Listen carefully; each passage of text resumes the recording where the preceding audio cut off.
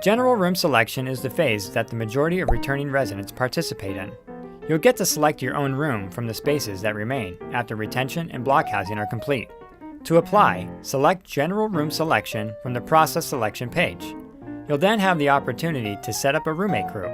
A roommate group can be created with as few as one person or as many as 5 people. If you don't have a roommate in mind, you'll need to create a roommate group in order to browse potential roommates. If you already know who you want to live with, share your roommate group name and password with your roommates and they can add themselves to your roommate group. Once everyone has been added to the group, each member of the group needs to submit their application. Submitting your application is what gets you into the pool of applicants who want to receive a room selection time slot. Time slots are randomly generated based on your class standing and tells you when you can select your room. Time slots will be emailed on March 1st. When your time slot begins, log into the housing portal and go to the Select Rooms page. Click on a building you're interested in to see available rooms. Click to highlight a floor, and then select Save and Continue. You'll then see a list of rooms that are available, and whether or not the room is empty or half-filled.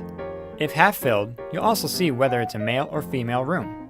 If a room is showing as D, that means the space is empty and the gender will be assigned when the first person selects the room.